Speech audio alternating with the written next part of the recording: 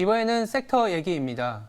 사실 오늘 오전에 한국은행의 금리가 동결 조치가 나왔습니다. 물론 컨센서스도 동결이긴 했지만 소수 의견으로는 금리를 인상할 만큼의 어떤 강한 멘트였기 때문에 금리를 인상하는 거 아니냐라는 그런 우려도 있었거든요. 근데 아니나 다를까 동결이 나왔습니다.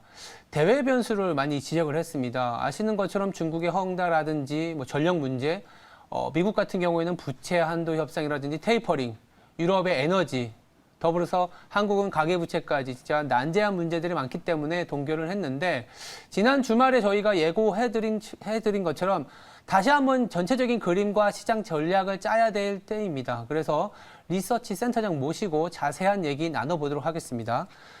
흥국증권의 송재경 리서치 센터장 나왔습니다. 안녕하십니까? 안녕하세요. 네. 제가 이제 멘트를 하면서도 굉장히 많은 변수들이 있는 것 같아요. 네네. 물론 그거 하나하나를 다 일일이 뜯어보면서 시장을 보면 좋겠지만 또 그건 아니라는 생각이 들고 지금 중요한 이슈가 뭔지 그리고 그 안에서 어떠한 투자 전략을 가져가야 될지 얘기 나눠보도록 하겠습니다. 일단 뭐 오늘 오전에 금통위에 있었기 때문에 이 얘기 간단히 해보겠습니다. 일단 동결이 나왔고요. 네. 어떻게 보셨어요? 뭐 아까 저기 앵커님께서 말씀 주신 대로 그 동결은 다들 시장에서 예상을 했던 것 같고요. 네. 다만 이제 전 세계적으로 지금 중앙은행이 한국은행을 포함해서 전 세계 중앙은행들이 다들 이제 좋은 일보다는 앞으로 나쁜 일들을 걱정을 많이 하면서 맞습니다. 일종의 공포에 좀 질렸다고 해야 될까요? 네. 우려들을 많이 하고 있습니다. 그래서 지금 작년은 금리를 낮추는 중앙은행들이 압도적으로 많았다면 올해 들어와서는 기준금리를 올리는 중앙은행들이 더 압도적으로 많아지고 있습니다. 네. 그런 측면에서 놓고 보면 한국은행만의 이슈는 아니고 전 세계적으로 아까 말씀 주셨던 다양한 그 걱정거리, 매크로의 탑다운 걱정거리들에 대한 대응들이 필요한 그런 시점이다 이렇게 말씀드리겠습니다. 말씀하신 것처럼 사실 한국은행만 금리를 올린 게 아니고 물론 우리가 계속 쳐다보고 있는 빅4 이를테면 뭐 미국이라든지 ECB, 뭐 일본은행 같은 경우에는 계속 물론 완화적인 것도 조금은 줄여나가고 있지만 우리 전 세계에 미치고 있는 중앙은행은 많잖아요. 뉴질랜드도 올리고 유럽의 그 개별 통화를 좌지우지하는 은행들을 올리고 있기 때문에 금리 인상 사이클이 시작됐다 이렇게 보셔도 될 것 같은데 오늘 환율이 1,200원을 넘었다가 지금은 좀 안정이 되는 것 같지만 오히려 금리 인상을 해야 환율이 안정이 될 거다. 아니다. 금리 인상하면 오히려 성장률 죽이기 때문에 환율이 더 위로 튄다. 이런 얘기들이 많았거든요. 오늘 하루는 환율이 올라가면서 외국인 매도를 또 촉발하는 모습입니다. 환율에 대한 전망이나 아니면 계속적인 부담이 될지 한번 얘기해 주세요. 뭐 결론부터 말씀드리면 기술적으로는 1,200원이 상단으로 보고 있고요. 네. 달러당. 그러니까 너무 좀 과도하게 좀 많이 올라와 있다라고 좀 생각을 하고 있습니다. 네. 대략 연초 이후에 지금 그 달러 대비 환의 약세, 원화의 약세가 대략 한 8% 정도 되는데요. 네. 지금 요거는 원화뿐만 아니라 일본의 엔화도 사실은 일본의 엔도 마이너스 8, 그러니까 그 약세가 한 8%, 한국과 동일하게 약세를 보이고 있습니다. 네. 근데 두 나라의 가장 큰 차이가 뭐냐면 일본은 아까 말씀 주신 대로 이제 새롭게 또 지금 내각이 바뀌면서 새로운 이제 부양책을 추가적으로 더 강하게 할 거다. 그렇죠. 그래서 이제 금리가 이제 미국과의 금리 차가 기본적으로 환율은 이제 금리의 차이에 따라서 크게 좌지우지 되는데 지금 미국의 금리가 일본의 금리보다 월등하게 점점 높아지면서 그 일본 그 통화, 일본 엔의 약세는 불가피했었다 봐야 될 것 같고요. 지금 예. 차트에도 나와 있지만 모양이 똑같이 움직이지 않습니까? 그렇죠. 결국은 미국과 일본의 10년물 금리차가 떨어진다. 이제 일본 금리가 점점 더 떨어진다는 얘기죠. 그거에 맞춰서 엔화도 약세로 갔는데 한국은 좀 모양이 다릅니다. 한국은 지금 펀더멘탈이 상당히 좀 사실은 주가나 환을 봐서는 걱정스럽지만 네. 뭐 수출이나 뭐 GDP 성장률이나 이런 걸 봤을 때는 상당히 좀 좋은 편이거든요. 네네네. 그래서 지금 차트를 보시면 지금 환은 우상향에서 그 지금 네. 그 환은 지금 그 계속 그 짙은 빨간색 내려왔지만 지금 그 한국과 미국의 금리는 오히려 한국이 더 많이 올랐습니다. 금리 차를 반영을 못 하고 있는 거네요. 전혀 이제 아까 보신 일본하고 정반대로 갔죠. 그렇죠. 그래서 지금 펀더멘탈을 감안한다면 한국의 지금 적정한 그는 달러는 최고가 1,200원 선이고 오히려 좀 더 내려오는 것이 합리적이지 않을까 싶고요. 그래서 이걸 시장하고 같이 연동을 짓는다면 앞으로 시장의 바닥은 대략적으로 기술적으로 뭐 오늘 정도가 상당히 바닥일 가능성이 이번 주 정도가 바닥일 가능성이 높아 보이지만 그러니까 기술적인 분석으로는 네. 원화 입장에서도 환율이 1,200원 선에 근방에 와 있기 때문에 결국은 단기적으로 저는 보는 지표는 원화가 다시 강세로 언제 돌아서느냐 그거를 좀 열심히 좀 보실 필요가 있겠다 이렇게 말씀을 드립니다. 근데 이게 센터님이 보시기에 저렇게 금리차를 반영하지 못하는 이유가 뭐에 있다고 볼 수 있을까요? 그러니까 저도 고민을 많이 해봤는데 왜냐하면 최근 또 기간 동안 뭐 기본적으로는 외국인들이 꾸준히 팔아왔었습니다. 그리고 한국 국채도 좀 꽤 팔았어요. 그렇죠. 이유는 가파르게 8월달 이후부터 기준금리 올라가면서 가파르게 올랐거든요. 그러니까 네. 금리가 올라가면 당연히 채권은 팔아야 되죠. 가격이 그렇죠. 떨어지니까. 결국 이런 것들이 맞물리면서 원화 약세의 한 요인이 됐었는데 네. 그거 외에도 이제 설명이 좀 불가피한 것들이 많습니다. 이게 좀 과도하게 좀 장기간 지금 거의 그 연초 이후니까 거의 지금 10개월 동안 이루고 있으니까요. 그렇죠. 그래서 결론은 제가 보기에는 한국 시장이 결국은 전 세계 모든 위험 지표들을 선반영하는 가장 민감한 시장이다라고 해석을 해야 될 것 같고요. 예. 결국은 그런 것들을 다 미리 좀 반영하면서 결국은 주가나 그 환율이 그걸 같이 반영하고 있는 거 아니냐. 저는 이제 그렇게 해석을 하고 있습니다. 말씀하신 것처럼 사실 한국 같은 경우에는 글로벌 수출 비중이 굉장히 다변화돼 있고 수출 금액이 매월 초에 나오기 때문에 요거 보면서 글로벌 수요가 얼마나 소위 말해서 건전한지 아니면 훼손될 수 있는지 보는데 지금은 그 우려가 좀 정점을 달하고 있다. 물론 이제 증시 바닥을 누가 더 알겠냐마는 금리 차나 이런 환율을 보면 이번 주가 어쩌면 좀 바닥권에 진입하는 거 아니냐 이렇게 좀 말씀을 해주셨습니다. 근데 외국인 수급을 환율단에서 얘기를 하다 보니까 요 얘기도 조금 드릴 수밖에 없을 것 같아요. 이제 시장에서 많이 오해하시는 부분도 있고 아니다 정말 공매도 때문에 우리나라 시장이 이렇게 망가진 거다라고 말씀하시는 분들도 있는데. 공매도가 재개된 지 한 4개월 정도 지난 것 같습니다. 물론 이제 금액상으로는 공매도가 외국인이 뭐 200조 넘게 팔았기 때문에 시장 하락의 주범이다 이렇게 얘기하겠지만 반드시 좀 그런 건 아닐 수도 있지만 어떻게든 이제 얘기를 해보면 어떻게 보세요? 공매도라는 존재 그리고 공매도가 계속 이어질 거라고 보십니까? 결론부터 말씀드리면 이제 삼성전자에 좀 국한해서만 하면 본다면 지금 삼성전자가 워낙 우리나라에서 압도적인 그런 시가총액을 갖고 대장주다 보니까 규모도 커 보입니다. 근데 시가총액과 놓고 비교해 봤을 때는 과연 이것이 정말 과거에 비해서 우려할 정도로 공매도 규모가 늘어난 거냐? 보면 그런 건 아닌 것 같고요. 그렇죠. 왜냐하면 지난주 그러니까 이게 한 이틀씩 늦어져서 그런데 제가 체크를 해보니까 10월 6일자로 잔고 물량이 274만 주 정도 되더라고요. 근데 그 히스토리를 쭉 과거로 좀 더 내려와서 2018년 말 그때가 이제 기억하시겠지만 18년 하반기가 이제 우리나라나 전 세계적으로 시장이 정말 안 좋았던 그 시기였는데 그때 그 18년에 그 상반기가 피크였을 때는 거의 지금 기준으로 한 700만 주 정도의 잔고 물량이 쌓여 있었습니다. 지금에 비하면 보시면 아시겠지만 상대적으로 공매도 물량이 과거의 그런 평균치에 비해서는 그렇게 우려할 정도로 큰 거는 아니다라는 게 이제 첫 번째인 거고요. 그다음에 두 번째로는 외국인들이 8월 그 10 며칠 정도 제가 기억을 하는데 그때가 이제 소위 이제 모건 스탠리 보고서 나오면서 삼성전자를 비롯한 반도체주가 한번 급락을 한 적이 있지 않습니까? 맞습니다. 그 이유로 놓고 보시면 오히려 하이닉스, SK 하이닉스 같은 경우는 외국인이 순매수 기조고요. 삼성전자도 그 이후로는 크게 사거나 팔거나 하지 않고 있습니다. 결론적으로는 외국인의 매도세 자체가 지금 한국의 대표적인 반도체주를 끌어낸다기보다는 그 기관의 매도세가 지속되는 가운데 개인의 방어 능력이 상대적으로 이제 얇아지면서 나타나는 현상으로 해석을 하는 것이 좀 더 합리적이지 않을까 이렇게 보고 있습니다. 네, 말씀하신 것 중에 개인의 지수 방어력이 많이 떨어졌다.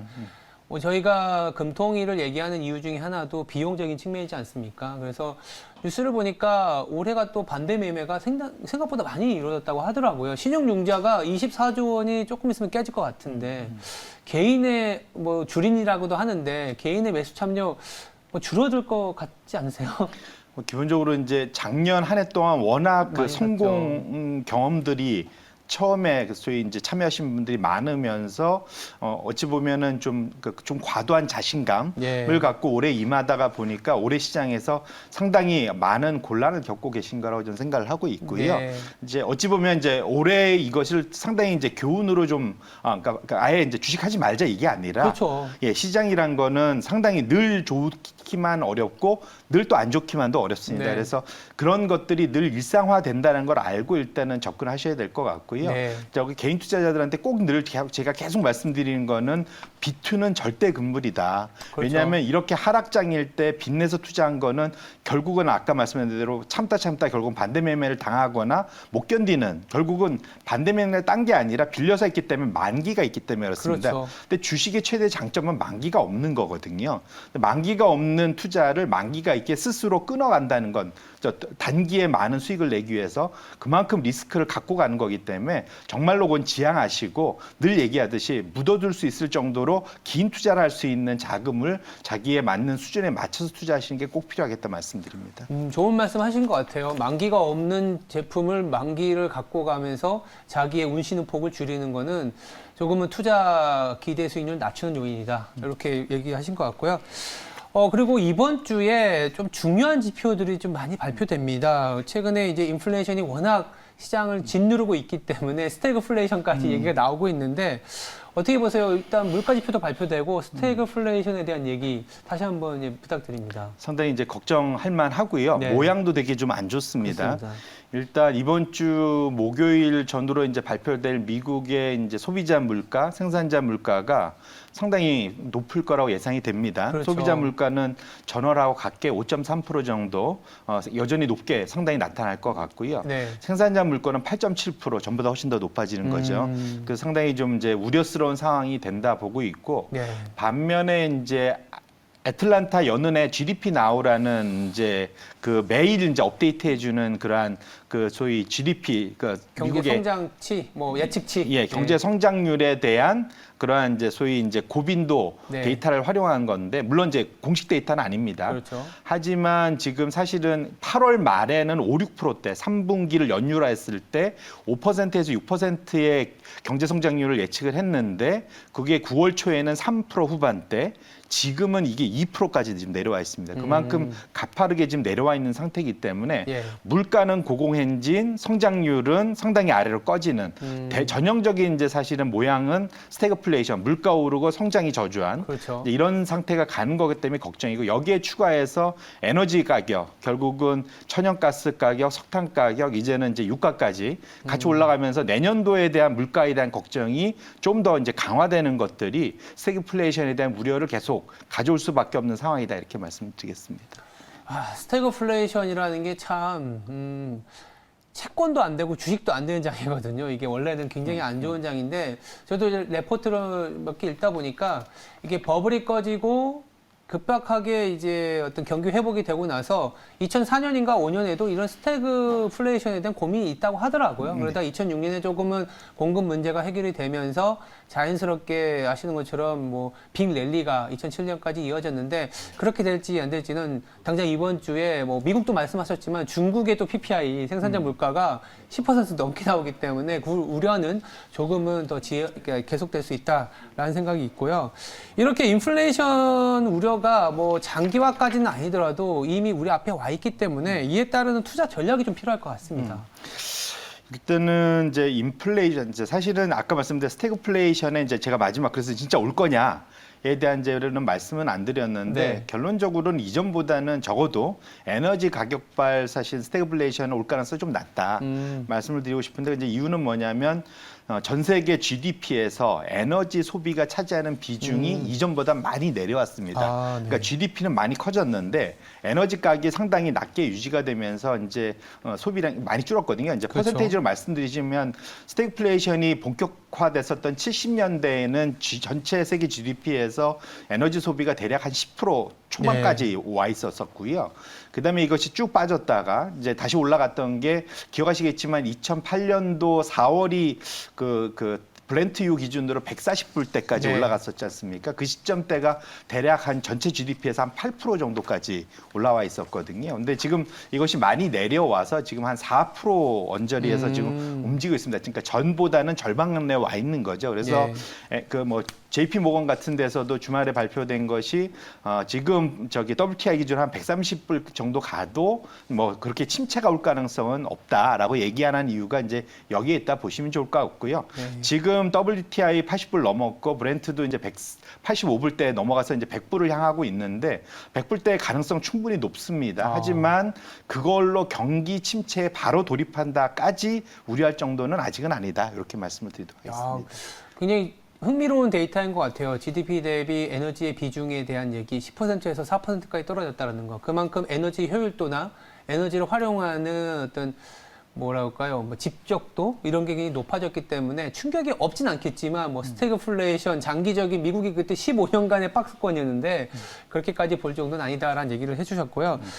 그러니까 이제 질문을 다시 돌아와서 얘기를 해보면 스태그플레이션이 아니라면 다소 높은 물가 상승률이라든지 이런 부분일 텐데 그랬을 때 우리나라에서는 그 투자 전략이 필요할 거라는 생각이 들거든요. 그러니까 가장 이제 인플레이션의 블랙박스가 최근 한 3, 4개월 동안 인플레이션은 3월 달 우리가 계속 올라오고 있는데 금리가 안 올라갔었습니다. 맞습니다.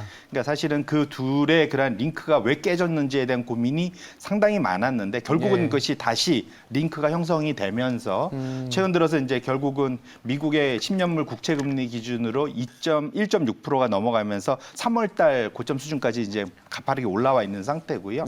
결국은 인플레이션의 이런 높은 인플레이션이 유지된다는 것은 결국 그 얘기는 장기 금리가 우상향한다라고 봐야 될 것 같고요.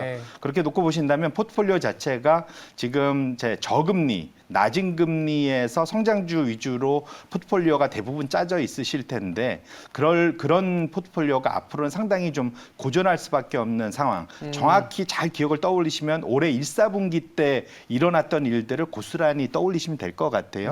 그래서 지금 우리한테는 일종의 교과서가 있습니다. 1, 4분기 때 어떤 이제 업종 어떤 종목들이 좋았었는지를 한번 다시 살펴보실 필요가 있을 것 같고요. 거기에 하나 더 더한다면 그때보다 지금 상황이 좀 더 공격적으로 좋아지고 있는 거는 에너지 업종이 지금 여전히 좋아지고 있죠. 에너지 가격이 올라가기 때문에 그렇고 오늘도 그러면 그쪽과 관련된 종목들이 올라가는 걸 확인하실 수 있을 텐데 거기에 어쨌든 그러니까 최근에 그런 에너지 가격 그러니까 유가가 올라가는 거에 비해서는 전 세계 에너지 종목들의 주가 수익률은 상대적으로는 약했었습니다. 그래서 이번 상승에서는 확실히 요 구간, 그러니까 에너지발 인플레이션에 대한 그러한 구간에서는 에너지 업종에 대한 그러한 그 노출을 많이 가져가시는 것이 좋지 않을까 그렇게 말씀드리겠습니다. 알겠습니다. 스태그플레이션 상황에서도 오히려 가치주 내지는 금융주 거기다가 에너지주는 좋았기 때문에 그것까지 같이 생각해 보면 말씀하신 가치주와 에너지 뭐 챙겨봐야 된다는 얘기고요. 마지막으로 우리가 계속적인 얘기를 안 할 수 없는 게 코로나 상황이다 보니까 포스트 코로나였다가 이제는 아예 위드 코로나를 인정한 어떠한 삶을 영위하자라는 얘기가 나오고 있고 이제 11월부터는 뭐 어쩌면 위드 코로나 상황이 될 텐데 너무 투자자들이 빠르다 보니까 선반영한 것도 있긴 있어요. 그래서 어떻게 업종 전략을 가져가야 될지 마지막으로 한번 한 말씀 부탁드립니다. 결국은 이제 그 최근 지난주부터 이번 주까지 사실은 그 워낙 그 에너지 가격 인플레 걱정 때문에 좀 숨겨져 있는 것이 머크사에 먹는 사실은 치료제. 네, 그렇죠. 어젯밤에 이제 긴급 승인이 이제 사용 승인이 통과가 된 걸로 알고 있습니다. 상당히 저는 게임 체인저라 보고 있고요. 위드 코로나 시대를 정말로 좀 더 한 단계 앞당길 수 있다 보고 있습니다. 그래서 연초이로 놓고 보면 그러한 리오프닝, 위드 코로나 시대의 그러한 수혜주들 웬만큼 다 오르긴 했지만 상대적으로 덜 오르는 업종을 보면 화장품, 의류 쪽이 상대적으로 덜 올랐더라고요. 맞습니다. 물론 이제 화장품은 이제 중국 이슈가 있었긴 하겠지만 의류 같은 케이스도 최근에 이제 면화 가격이 급등하면서 코스트 푸시 이슈는 있습니다. 하지만 전반적으로는 관련된 대표적인 또 수혜 업종인데 주가가 못 올랐다는 측면에서는 꼭 한번 관심 있게 가져볼 필요가 있지 않을까 이렇게 말씀드립니다. 네, 알겠습니다. 뭐 인플레이션부터 리오프닝까지 굉장히 좋은 말씀 해주셨습니다. 지금까지 흥국증권의 송재경 리서치 센터장이었습니다. 감사합니다. 네, 고맙습니다.